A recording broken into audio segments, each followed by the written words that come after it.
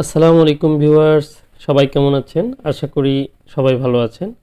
আজকে যে ফোনটি কাজ করব পোকো X2, এটি ক্যামেরা প্রবলেম। ফোনটি সম্পূর্ণ রানিং আছে, কিন্তু শুধু ক্যামেরা আসে না। এ ধরনের সমস্যা পোকো ফোনে অ্যাভেলেবেল পোকো X2-তে দেখা দেয়। আর পোকো X2-তে হঠাৎ করেই ক্যামেরাটি অফ হয়ে যায় আপডেট দেওয়ার পরে, এবং এরপর থেকে হয়তো কিছুদিন পরে টাচে কাজ করে না, টাচে প্রবলেম হয়। তো এই ধরনের সমস্যাগুলো আমরা হাতে পেয়ে থাকি অনেক সময়ই। আর এই কাজগুলো আমরা কিভাবে সলভ করতে পারি এবং স্টেপ বাই স্টেপ কিভাবে কাজগুলো করি, সেই সাথে কিছু গুরুত্বপূর্ণ ইনফরমেশন থাকবে। আশা করি সম্পূর্ণ ভিডিওটি দেখবেন। আরেকটি কথা, যারা চ্যানেলে নতুন এসেছেন তাদের সবাইকে বলবো অবশ্যই আমার চ্যানেলটি সাবস্ক্রাইব করবেন, কারণ ভিডিওগুলো অত্যন্ত গুরুত্বপূর্ণ, ইম্পর্টেন্ট কিছু ভিডিও আমি দিয়ে থাকি। আর শুধু পোকো বা Poco X3 pro, Poco X2 এই ধরনের কাজগুলো আপলোড দিলেও আমি মাঝে মাঝে খুবই আনকমন কিছু কাজ আপনাদের সামনে উপস্থাপন করে থাকি। আর সবচেয়ে বেশি প্রবলেম যেগুলো হচ্ছে সেই প্রবলেমগুলো আপনাদের সামনে তুলে ধরার চেষ্টা করি, যাতে করে আপনাদের অনেক হেল্প হয়ে যায়। আর যারা ইউজার আছেন তাদের জন্য অনেক গুরুত্বপূর্ণ ইনফরমেশন থাকে।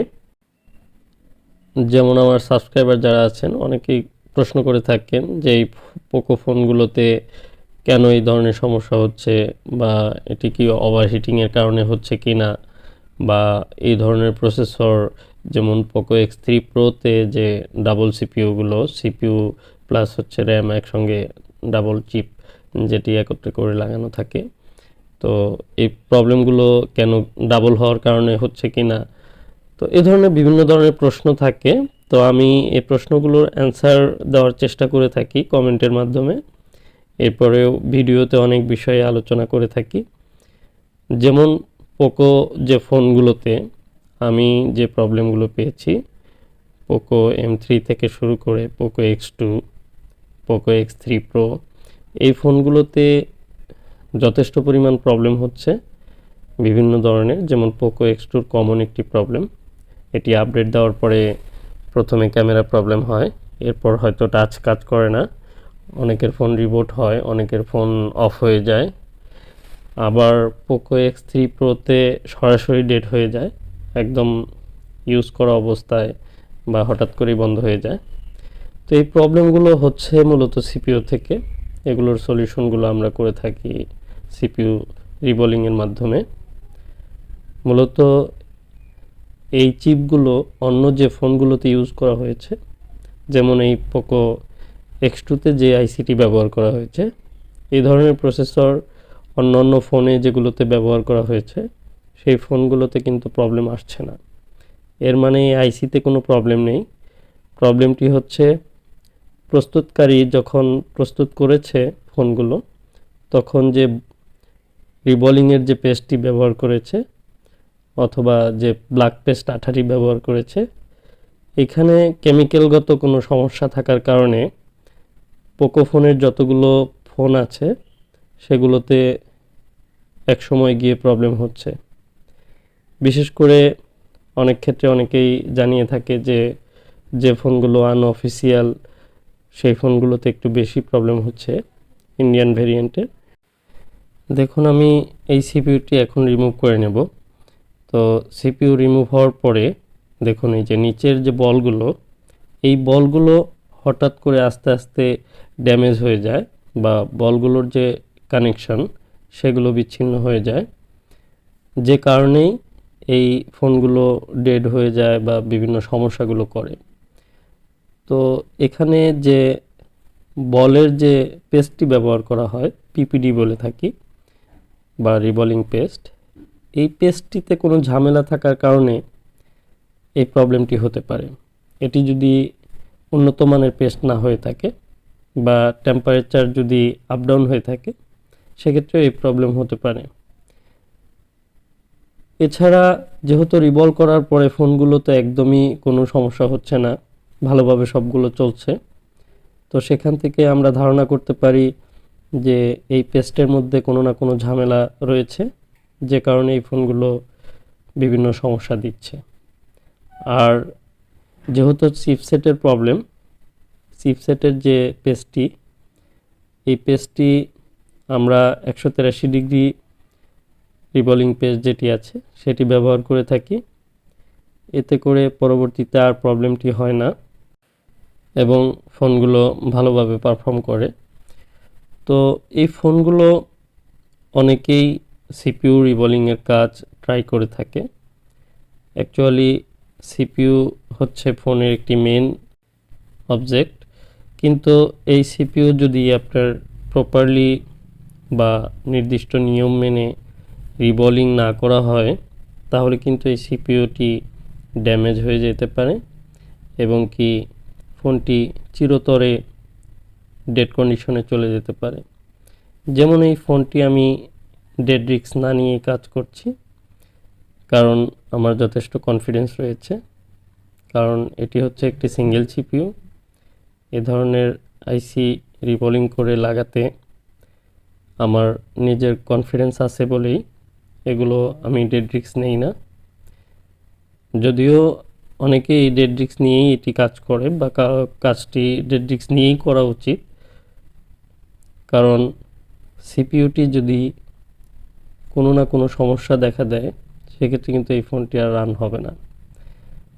অত্যন্ত জটিল একটি কাজ। প্রত্যেকটি প্রিন্টের যে কানেকশন সেটি নিশ্চিত করতে হবে, প্রত্যেকটি পয়েন্টের বল ঠিকঠাক মতো কানেক্ট পেতে হবে, তা না হলে কোনো না কোনো সমস্যা দিবে। আর আমরা যখন এই বলগুলো পুনরায় রিবল করি অবশ্যই সেদিকে লক্ষ্য রেখেই কাজ করি। কাজটি হয়তো বা দেখে অনেক সহজ মনে হলেও কাজটি কিন্তু অনেক জটিল। আর যে ফোনটি আমি কাজ করছি এই মুহূর্তে তিনি আমার পাশেই আছেন, উনি ঢাকা থেকে এসেছেন শুধু এই পোকো ফোনটি রিপেয়ার করার জন্য। তো আমি ওনার সামনেই কাজটি করছি।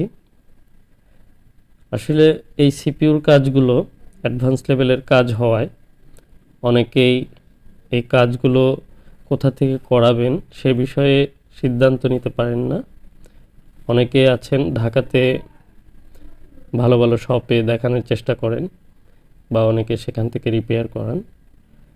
আবার অনেক ফোন আছে যেগুলো ঢাকা থেকে আমার কাছে এসেছে, সেগুলো আমরা রিপেয়ার করে পুনরায় তাদের কাছে কুরিয়ার করে পাঠিয়েছি। তো সেক্ষেত্রে প্রশ্ন থেকে যায় যে ঢাকা থেকে কেন টাঙ্গাইলে আপনাদের কাছে রিপেয়ার করতে দিবে। তো এটি আসলে কনফিডেন্সের ব্যাপার, কারণ অনেকে আছে ঢাকাতে কনফিডেন্স পায় না, হয়তো আমার কাছে কনফিডেন্স পেয়েছে বলেই উনি আমার কাছে চলে এসেছে। আর ওনার ফোনটি একদমই ইনটেক, কারণ ফোনটি এর আগে খোলা হয়নি, যে কারণে ওনাকে আমি বলি যে আপনি আমাকে 1 ঘন্টা সময় দিলে ফোনটি আমি রিপেয়ার করে দিতে পারবো ইনশাল্লাহ। তো উনি 1 ঘন্টা সময় নিয়ে আমার কাছে চলে এসেছে। তো আমি রিপেয়ার করে দেওয়ার পর উনি আবার ঢাকায় চলে যাবে। তো আমি সিপিইউটি চেক করে নিচ্ছি প্রত্যেকটি বল সমান এবং সুন্দর আছে কিনা। এবার আমি সিপিইউটি পিসিবি বোর্ডে ফিক্স করে নেব। এর আগে আমি একটি পেস্ট ব্যবহার করব, যে পেস্টটির মাধ্যমে সিপিইউটি প্রত্যেকটি বলের কানেকশন নিশ্চিত করবে। কারণ আমাদের এই কাজে অনেক টুলস এবং অনেক কিছু ব্যবহার করতে হয়, যে কেমিক্যালগুলো আমরা ইউজ করে থাকি। যেমন পেস্টের বিভিন্ন ক্যাটাগরি আছে, কিছু কিছু জায়গায় আমাদের হাই ভিসকোসিটি পেস্ট ইউজ করতে হয়। আর আপনারা জানেন ভিসকোসিটি এমন একটি জিনিস যেটি মোবিলের মধ্যে থাকে, যেটি অত্যাধিক পিচ্ছিল তৈরি করে। আবার কিছু কিছু জায়গায় আমাদের পেস্টটি এমন তৈরি করতে হয় বা ইউজ করতে হয় যেখানে আমাদের অনেক আঠালো প্রয়োজন, আঠালো হয়ে বা আঠার মতো লেগে থাকবে। তো বিভিন্ন জায়গায় বিভিন্ন ধরনের পেস্ট ইউজ করে থাকি। এর একটি বিশেষ সুবিধা আছে যেগুলো নিয়ে হয়তো সামনে কোনো ভিডিওতে আলোচনা করা যাবে। তো আমি প্রত্যেকটি কাজ আপনাদের কাছে যেভাবে করি ঠিক সেভাবেই তুলে ধরার চেষ্টা করি। আর আমি আসলে কোনো প্রফেশনাল ইউটিউবার না, যে কারণে হয়তো আমার ভিডিওগুলো অতটা প্রফেশনাল হয় না। তো এরপরেও আপনাদের ভালো লাগে, আপনারা অনেক কমেন্ট করেন, লাইক করেন, যে কারণেই আপনাদের পাশে আছি। তো আপনারা যদি আমার পাশে থাকেন তাহলে হয়তোবা আরও সুন্দর সুন্দর কন্টেন্ট তৈরি করার চেষ্টা করব। তো আমার প্রসেসরটি লাগানো কমপ্লিট হয়ে গেছে, আমি একটু কুল করে নিচ্ছি। এবার আমি পিসিবি বোর্ডটি ওয়াশ করে নেব। আর আমি পিসিবি বোর্ডের যে শেলটি থাকে, এই শেলটি পুরোটি আমি রিমুভ করি না, কারণ একটি শেল থাকে যেটি মাদারবোর্ডে অনেক স্ট্রং রাখে, যেটি কোনো আঘাত পেলে মাদারবোর্ডে একটি স্ট্রেন্থ তৈরি করে, যেটি আপনারা বুঝতে পারবেন হয়তো। যে কারণে আমি পুরো শেলটি রিমুভ না করে যতটুক আইসি রিমুভ করার জন্য প্রয়োজন ঠিক ততটুক জায়গা আমি কেটে এরপর কাজ করি। এতে করে মাদারবোর্ডটি অনেক ভালো থাকে, সেফ থাকে এবং আগের মতো স্ট্রং থাকে। আর অন্য কোনো কম্পোনেন্টস যেন ক্ষতিগ্রস্ত না হয় বা হিট না লাগে, সেজন্য আমি খেয়াল রেখেই কাজ করি। তো আমি ক্যামেরাগুলো লাগিয়ে নিচ্ছি। ফোনটিতে অনেকগুলো ক্যামেরা। তো আমি পিসিবি বোর্ডটি আগে ডিসপ্লে প্যানেলে বসিয়ে নিলাম, এরপর বাকি ক্যামেরাগুলো লাগাবো। আর যেহেতু ফোনটিতে সর্বাধিক একটি কাজ, যেটি প্রসেসরটিকে রিভলভ করে লাগানো, তো সেজন্য অবশ্যই আমি ডিসি পাওয়ার সাপ্লাইতে ওভার রিডিংটি চেক করে নেব, এবং কি ওভার রিডিং না থাকলে আমি ব্যাটারি দিয়ে ওপেন করে দেখব। তো আমার কোনো ওভার রিডিং নেই, স্বাভাবিক আছে। এবার আমি অন করব। আলহামদুলিল্লাহ, দেখুন ফোনটি কিন্তু অন হয়ে গেছে। এটি একটি ঝুঁকিপূর্ণ কাজ, কারণ আপনার প্রসেসর রিমুভ করে সেটিকে রিভলভ করে লাগানোর পরে হয়তো অনেকের ফোন রান নাও হতে পারে। যা হোক, ভাই আমার প্যাটার্ন লকটি খুলে দিল। আমি জাস্ট ক্যামেরায় চলে গেলাম এবং আপনারা দেখতেই পাচ্ছেন যে ক্যামেরাটি সম্পূর্ণ কাজ করছে। তো আশা করি ভিডিওটি ভালো লাগছে আপনাদের। শেষ পর্যন্ত ভিডিওটি দেখার জন্য অসংখ্য ধন্যবাদ। আর যারা চ্যানেলটি সাবস্ক্রাইব করেননি তারা অবশ্যই চ্যানেলটি সাবস্ক্রাইব করবেন। সুন্দর একটি মতামতের অপেক্ষায় রইলাম। আজকের মতো এই পর্যন্তই। আসসালামু আলাইকুম ওয়া রাহমাতুল্লাহি ওয়া বারাকাতুহু।